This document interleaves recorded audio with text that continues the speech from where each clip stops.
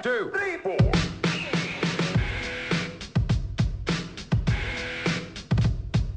Bonjour, bienvenue dans Bioplay. Aujourd'hui, c'est la cigarette qui est au cœur de l'actualité. En effet, après l'Irlande, la Suède, Malte et la Grande-Bretagne, depuis le 1er février 2007, c'est au tour de la France de vouloir imposer son interdiction dans les lieux publics. Tout prochainement, en Allemagne, le Parlement votera ou non une loi l'interdisant dans tous les moyens de transport, taxis et bus y compris.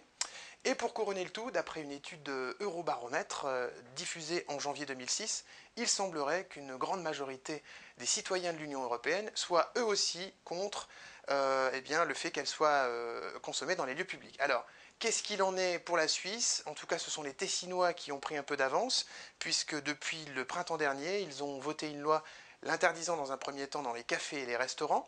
D'ailleurs, pour information, cette loi rentrera en vigueur en avril prochain. Alors, pour ce qui est de la Suisse, fumer ou non dans les lieux publics, nous sommes descendus dans la rue pour vous poser la question. Monsieur, bonjour. Que pensez-vous de l'interdiction de fumer dans les lieux publics? Moi je fume pas personnellement, mais j'aime pas interdire pour le plaisir d'interdire, donc je serais plutôt pour qu'on puisse continuer à fumer en fait. Ah, c'est une bonne chose, mais je pense que c'est quand même bien d'avoir des endroits réservés pour eux. Je suis pour. Moi je suis du côté des...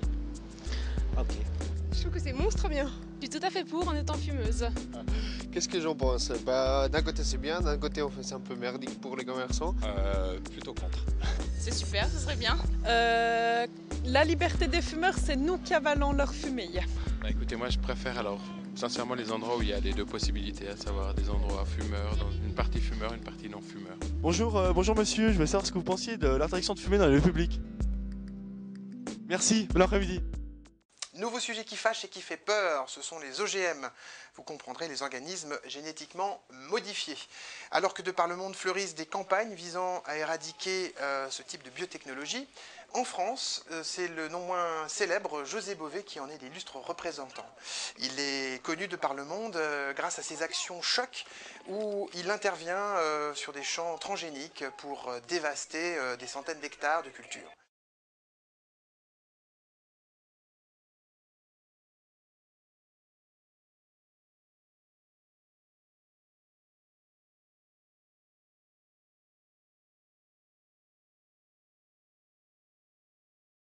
De notre côté, vous avez des sites internet comme ogm.com qui, eux, à l'inverse, vantent les fruits et légumes du futur. Avouez qu'on s'y perd un peu et on ne sait pas trop qui dit la vérité dans cette histoire. En tout cas, on se souviendra tous comment l'Union européenne a autorisé dernièrement la commercialisation du maïs Monsanto, dont personne ne sait à long terme quels seront les effets sur l'être humain. Avouez que ça fait un peu peur quand même. Alors, moi je dirais, vous faites comme Jean-Pierre Coff, il n'y a rien de tel que les bons vieux légumes du jardin.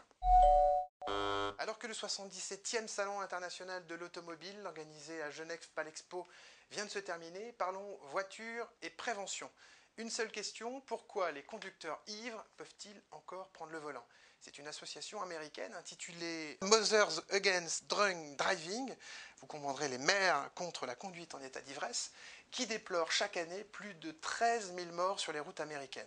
Ils espèrent mettre en place un système d'alcotest relié à l'antidémarrage. Quant à Toyota, eux, d'ici l'horizon 2009, souhaiteraient installer sur leur volant de petits capteurs de sueur pour éviter justement de prendre le volant avec de l'alcool dans le sang. Boire ou conduire, vous ne pourrez bientôt plus vous poser la question. Pour terminer ce numéro de Bioplay, parlons écologie, puisqu'à la veille du prochain grand salon écologique à Shanghai en 2010, une société intitulée Arup veut proposer un projet de ville écologique. Ce projet s'appelle Tongtan, un projet complètement écolo où tout à l'intérieur de cette ville sera recyclé, zéro gaz à effet de serre, enfin bref, la ville qui ferait rêver beaucoup d'entre nous. Ils espèrent installer dans un premier temps 20 000 personnes et d'ici l'horizon 2020, plus de 80 000 personnes.